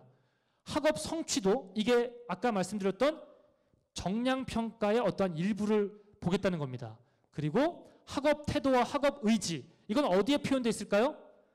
교과 세부 능력 및 특기사항에 들어있는 겁니다. 또 하나 탐구 능력, 이것도 어디 들어있을까요? 교과 능력 및 교과 세부 능력 및 특기사항, 물론 교내 대회, 어떠한 교과와 관련된 수상 실적 이런 것들도 이 학생의 어떠한 탐구 능력, 학업 태도와 의지 이런 것들을 표현할 수 있는 겁니다. 그 다음에 전공적 합성이라고 하는 것은 학생의 지원한 계열과 관련된 과목을 일단 이수했는가. 이제 2학년, 1학년 같은 경우에는 점점 학생 선택 교과가 늘어나면서 이 학생이 학교에 그 과목이 개설되어 있는데 듣지 않은 것인지 아니면 개설되어 있지 않은 것인지도 보고요. 또 그 학교에 개설되어 있지 않더라도 다른 학교 간 서로 연계해서 다른 학교에 개설되어 있는 그 과목을 가서 들을 수 있는 어떤 클러스터 학교 이런 것들도 많아지고 있고요. 고교 학점제 이런 것들로 학생 선택 중심으로 변화되고 있는 그 과정을 학부모님들도 저학년 학부모님들은 좀 이해하셔야 됩니다. 그래서 전공과 관련된 교과목을 이수했는지 또 그 교과목 전체적으로 봤을 때는 성취도가 그렇게 높지 않지만 이 학생이 자기의 전공과 관련된 어떠한 교과목에 대한 성취도는 어떻게 나타나고 있는지 그런 것들을 보고자 하는 겁니다. 인성이라고 하는 것은 이제 협업, 나눔, 배려, 소통, 도덕성, 성실성인데 이런 것들도 우리 담임선생님이 써주시는 행동 종합 의견이라든지 또는 동아리 활동 이런 것들로 이제 어필을 할 수가 있을 겁니다. 발전 가능성이라고 하는 것은 제일 발전 가능성을 쉽게 보여줄 수 있는 것은 1학년, 2학년, 3학년으로 올라감에 따라 성적이 상승하고 있는가라고 하는 것을 굉장히 주목합니다. 이 학생이 처음 시작이 2등급이었는데 3등급, 4등급으로 추락한 학생인가 아니면 처음은 5등급이었지만 4등급, 3.5등급 조금이라도 뭔가 발전하고 있는가 그런 것들을 굉장히 대학은 비중 있게 다루고 있다는 것을 명심하시고 지금 3학년 1학기 내신도 우리 학생들이 집중해서 해야 될 이유가 바로 거기에 있는 겁니다. 여러분들이 2학년 때 비교과 활동, 동아리 활동이라든지 학생회 활동이라든지 이런 것들을 너무 열심히 하다 보니까 시간이 부족해서 내신에 투자할 시간이 없었다면 이제 그런 것들을 후배들한테 많이 넘기고 좀 더 학업에 집중할 수 있는 상황이 되었다면 본인의 역량을 내신 성적으로 보여줄 수 있어야 되겠죠. 그래야 2학년 때 했던 그런 활동들을 좀 더 인정받을 수 있는 겁니다. 학업 역량은 말씀드렸던 것처럼 학업 성취도, 학업 태도와 학업 의지, 탐구 능력 이런 것들을 본다는 얘기고요. 뭐 아주 쉽게 좀 보시기 편하게 하나 갖고 와봤습니다. 이 친구 두 친구가 있다면 교과 전형으로 한다면은 딱 보셨을 때 그냥 값이 더 높은 위에 있는 친구가 합격이고 아래에 있는 친구는 불합격입니다. 둘 중에 한 명만 합격해야 된다면요. 네, 둘 다 우수한 학생이지만 근데 종합 전형으로 간다면 위에 있는 친구보다 아래에 있는 친구가 합격을 할 가능성이 높습니다. 왜냐하면 종합전형이라고 하는 것은 단순하게 요 등급만 보지 않습니다. 원점수도 보고요. 평균도 보고요. 특히 교과세부 능력 및 특기사항을 굉장히 주목합니다. 물론 요즘은 이렇게 써주다가는 학생과 학부모한테 민원 대상이죠. 네. 성의 없다고. 저희 학교도 교과세 특 때문에 항상 난리인데 어떻게 하면 교과세 특을 정말 개성 있게 적어줄까. 네. 한 학년 250명이면 250명을 다 적어주는 선생님도 계시는데 대단한 열정이시죠. 네. 아무튼 이 교과세부 능력 및 특기사항이 이렇게 적혀 있는 친구는 이 친구는 그냥 아무런 존재감이 없는 친구입니다. 제가 하나 쉬운 예를 드리면 학생부 종합전형을 쓴다면 굉장히 학생이 유명해야 됩니다. 누구한테? 선생님한테. 교무실에 들어갔는데 너 누구니? 너 몇 학년이야? 이렇게 물어본다면 그 친구는 학생부 종합전형 아니야. 들어가는데 누구네? 라고 하면서 선생님이 그 학생의 이름을 불러줄 정도는 돼야 그 친구는 학교생활 잘한 거고 그 친구는 학생부 종합전형을 쓸 수 있는 친구예요. 예. 교무실에 들어왔는데 전학 왔니? 이렇게 물어보면 그 친구는 절대 아니죠. 예. 그죠? 얼마나 선생님과 더 많이 소통하고 얼마나 선생님과 많은 것들을 공유했는가, 그게 종합전형 아니겠습니까? 학교생활 열심히 했다는 얘기고 질문도 많았고 여러 가지 비교과 활동도 열심히 참여했다는 얘기니까 어떤 식으로든 선생님들과 많은 소통을 했다는 얘기니까 그런 친구들이 종합전형에 맞다라는 생각을 하셔야 됩니다. 자, 학업 역량이라고 하는 것은 학습 태도와 학업 의지인데 이런 것들을 다 교과세 특에서 보여줄 수 있다는 걸 제가 좀 보여드리려고 자료를 준비한 걸 좀 가져왔습니다. 이것도 예를 가지고 좀 보겠습니다. 자, 여기서부터 보겠습니다. 수업. 우리 학생들의 대부분의 시간은 어디서 일어나죠?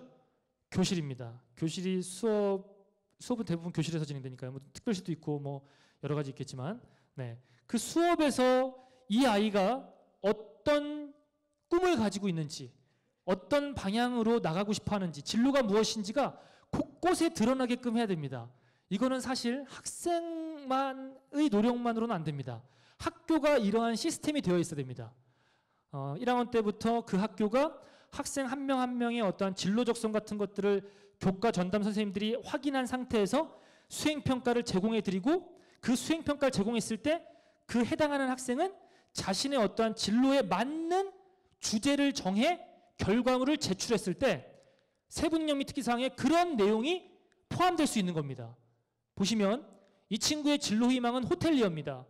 영어 시간에 이 친구가 영장문을 했는데 마이 드림이라는 영장문에서 호텔리어가 되고자 하는 동기와 필요한 자질 꿈을 이루기 위한 포부 등을 적절한 어휘와 접속사를 사용하여 간결하게 논리적으로 표현했다 라고 되어 있고요. 어떤 주제로 호텔리어라는 직업의 특징과 일반인들이 잘 몰랐던 세부 능력 등에 대해서 했다 라고 되어 있습니다. 이 정도 되려면 이 선생님과 이 학생은 얘기를 해봤을 겁니다. 뭐라는 걸요? 이 친구가 꿈이 뭔지를. 그렇죠? 네, 그렇기 때문에 이런 글이 나올 수가 있는 거겠죠. 또 하나, 한국사입니다.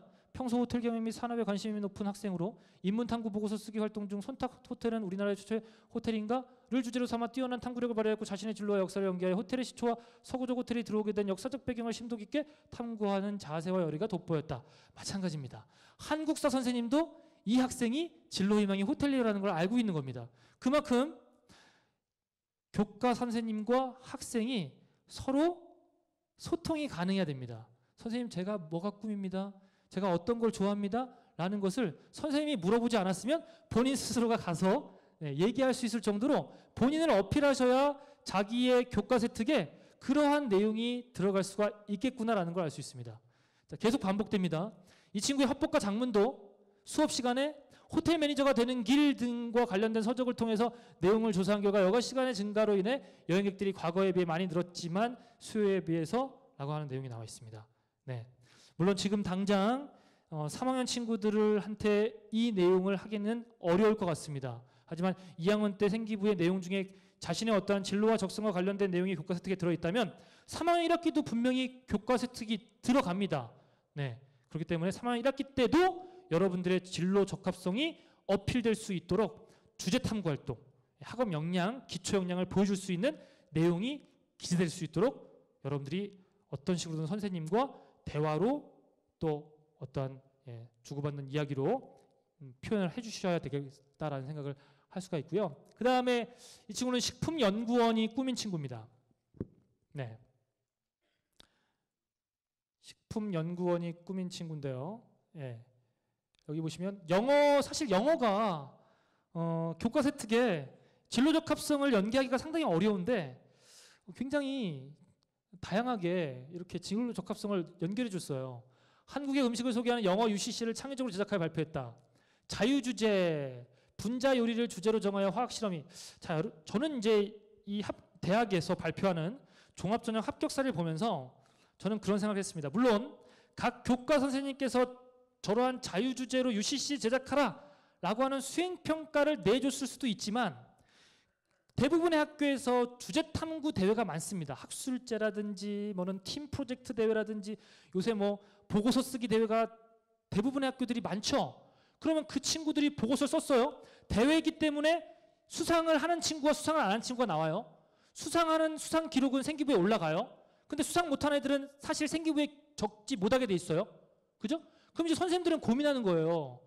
그래도 얘네들이 이렇게 오랫동안 자기가 관심 있는 분야에 주제를 정해가지고 이렇게 탐구활동한 내용이 아무데나 아무 곳에도 자기 그 생기부에 적을 수 없는 게 얼마나 안타깝습니까? 그러면 이렇게 아이디어를 낼 수 있겠죠. 그 내용이 여기 보시는 것처럼 뭐 분자 요리를 주제로 어떠한 걸 했다는 거야. 근데 이걸 얘가 영어로 뭔가를 자기 주제 탐구 활동에서 했어. 그러면 영어 교과 세부 능력 및 특기 사항에다가 써줄 수가 있는 내용이 될 수도 있겠고, 또 여기 보시는 것처럼 수행 평가를 여기 지금 뭐 했다고 했지만 어떤 친구가 뭐 일본 문화 보고서에 관련된 주제 탐구 활동을 했다라고 했을 때 그러한 내용들을 그 해당 교과목에 나와 있는 세부 능력 및 특기 사항에 넣어준다면 훨씬 더 교과세 특에 들어갈 수 있는 내용들이 풍성해질 수 있겠구나라는 생각을 해봤어요. 저도 뭐 마찬가지로 여러 가지 대회들을 과학 대회들을 학교에서 뭐 진행을 하고 학생들한테 주제 탐구 활동 같은 것들을 많이 장려하는 입장에서 꼭 그 해당 교과의 수행 평가가 아니더라도 이러한 주제 탐구 활동이 어떤 특정 영역, 특정 교과와 관련된 활동이라면 그런 것들을 교과세 특에다 또 이제 표현해 줄 수도 있겠구나라는 어떤 아이디어 같은 것들을 좀 생각해 봤습니다. 이건 이제 어떤 여대에서 발표하는 내용인데 아까 제가 말씀드렸던 것처럼 공동 연구에서 4가지 나와 있잖아요. 그게 조금씩 이제 항목에 조금 변화가 있을 뿐이지 대부분 학업 역량, 전공적 합성, 발전 가능성, 인성 이런 4가지 항목으로 종합 전형은 학생들을 선발하고 있다. 이렇게 이해하시면 되겠습니다. 한국어문학부라고 해서 좀 낯서신데 요거는 쉽게 말씀드리면 국문과입니다. 국어국문학과를 이제 이 해당 학교는 한국어문학부라고 하는데 진로희망에 1학년 때는 외교관 썼고 2학년 때는 사회학과 국제기구 종사자, 3학년 때는 국제부 기자라고 써놨대요. 임원도 굉장히 많이 했고 수상 경력도 굉장히 많죠. 이 친구는 이제 뭐 소위 말해서 그 학교에 이제 스펙 많은 학생, 6종합 쓰는 친구의 대표적인 전형 사례다 이렇게 보실 수가 있어요. 그러면서 이 친구의 대학 측에서 이제 발표한 자료, 제가 이제 대학 워크샵 가가지고 들었던 자료를 제가 정리해서 가지고 온 건데 그 대학 이제 입학사정관께서 하신 얘기가 이 친구의 동아리 활동을 보면 이러한 활동들이 굉장히 잘 정리되어 있었습니다. 그래서 높은 평가를 받을 수 있었습니다. 또 이렇게 연계성 굉장히 중요하게 말씀드렸습니다. 1학년 때 했던 활동들이 2학년 때도 지속되고 있습니다. 우리 친구들 1학년 때 했던 동아리가 2학년 때 자꾸 바뀌는 친구들이 있는데 굳이 그럴 필요가 없죠. 또 2학년 때 동아리 활동했던 친구들이 3학년 때 나 이제 2학년이라 3학년이라 시간 없으니까 동아리 이제 하지 말아야지 해가지고 그냥 발을 빼시는데 그러지 마시고 혹시 본인이 1, 2학년 때 꾸준히 했던 동아리가 있다면 3학년 때도 그냥 계속 그 동아리로 하시고 활동 시간 좀 줄더라도 그렇게 좀 지속했으면 좋겠습니다. 왜냐하면 그 해당 선생님께서 뭐 공립 같은 경우는 좀 선생님이 바뀌시니까 좀 어려움이 있겠지만 만약에 지도 선생님이 계속 3년간 계신다면 그 학생에 대한 정보를 가장 많이 가지고 계시기 때문에 훨씬 더 그 학생의 꿈도 알 거고 진로도 알 테니까 그거와 관련된 내용으로 좀 동아리 활동도 적어줄 수가 있다라는 겁니다. 자꾸 동아리를 좀 바꾸시기보다는 꾸준히 그 동아리를 좀 지속했으면 좋겠다라는 생각을 좀 해봤고요. 그 다음에 행동 종합 및 특성 의견에 보시면 여기에도 이 학생이 앞에 했던 이런 여러 가지 활동들을 했다라는 것에 대한 동아리 선생님의 어떤 평가와 담임 선생님의 행동 종합 및 의견에서의 평가가 어떻습니까? 맥을 같이 하고 있습니다. 그러니까 담임 선생님과 동아리 선생님이 하는 얘기가 엇박자가 나면 이 학생은 정확한 평가를 받고 있지 않는 겁니다. 선생님에 따라서 다른 평가가 나오기 때문에. 그러니까 이걸 맞춰볼 수는 없죠. 선생님마다. 선생님 두 분이 앉아가지고 이 학생 하나의 생기부를 놓고 내가 이렇게 쓸 건데 선생님도 이런 방향으로 써주세요. 이렇게 할 수 있는 학교는 전혀 없습니다. 근데 이 학생이 충분히 그러한 활동이라든지 그러한 행동을 보였기 때문에 어떤 선생님에게건 같은 맥락의 글이 나올 수 있었다는 겁니다. 두 번째 케이스는, 앞서 케이스는 누가 봐도 종합전형을 할 수 있는 그런 스펙 좋은 학생이라면, 제가 마지막에 보여드릴 이 학생은 보시면 알겠지만 그렇게 뭐가 없습니다. 우리 친구들 중에서 종합전형 쓸 때 저는 비교과 활동을 별로 하지 않았어요. 저는 교내 수상 실적도 별로 없어요. 그래도 제가 종합전형을 쓸 수 있을까요? 이 친구도 보면은 뭐 수상 경력도 그렇게 많지도 않습니다. 임원 경력도 없고요. 리더십 뭐 같은 거 봤을 때는 뭐 좋은 평가 받을 수 없을 수도 있겠죠. 그런데 꼭 어떤 상이 아니더라도 이러한 선생님들의 평가, 교과 세특도 선생님들의 평가, 동아리 활동도 선생님들의 평가, 행동 특성 및 종합의견도 선생님들의 평가, 꼭 그냥 수상 실적이라든지 어떠한 뭐 임원 경력이라든지 그런 것들이 없더라도 선생님들이 하는 주관적인 평가 안에 이 학생의 우수성을 표현해 줄 수 있다면, 이 친구 영상 제작 및 콘티 짜기를 즐겨 했어요. 이 학생 영상작품 공모전에 참여해서 배려의 필요성을 영상에 담아서 창의적인 아이디어를 수렴하는 모습을 보였어요. 학교 다양한 행사, 이 친구 3학년 때, 3학년 때 학교에 다양한 행사가 있는데도 학생들이 이를 잘 알지 못하고 참여하지 못하는 것에 아쉬움을 느껴서 학교 행사를 홍보하는 포스터를 제작했어요. 라는 꾸준한 활동, 그 어떠한 전공 적합성을 준비하기 위한 이 학생의 꾸준한 활동이 꼭 어떠한 수상 경력이 없더라도 충분히 어필할 수 있는 자료로서 제시가 되었다라고 해당 대학교 입학사정관이 이야기를 한 겁니다. 그런 것들, 행동종합의 특성 의견도 마찬가지 이 학생의 어떤 광고 기획자로서의 어떤 그런 활동의 꿈을 가지고 꾸준히 노력했고 거기에서 뭔가 노력의 흔적들을 볼 수 있었다는 것을 담임선생님 평가로도 같은 이야기로 전개되고 있다는 게 중요한 포인트였다는 얘기를 들었습니다. 네, 요 10번부터의 내용은 우리 앞서 소개해드린 것처럼 우리 울산 여기 보시면 각 시도교육청별로 이렇게 진로 진학 지원센터가 있고요. 그 다음에 우리 EBS에서도 이렇게 입시 학습 정보란에 대입 상담실이라는 게 있습니다. 그래서 학부모님들이 좀 궁금하신 사항 같은 것들이 있을 때 여기에 이제 문의하시면 빠른 시간대에 답변을 받을 수 있으니까요. 또 온라인으로도 또 오프라인 학교 현장 선생님들을 통해서 이렇게 입시 정보들을 좀 얻어서 잘 준비를 해주시면 도움이 되실 것 같습니다. 네, 학부모님 긴 시간 경청해 주셔서 감사하고요. 조금이나마 도움이 되실 수 있는 시간이 됐으면 좋겠습니다. 아무튼 우리 학생들, 학부모님 올해 한 해 건강하시고 좀 보람 있는, 우리 학생과 학부모님 모두 보람 있는 한 해 되시기를 바라겠습니다. 감사합니다.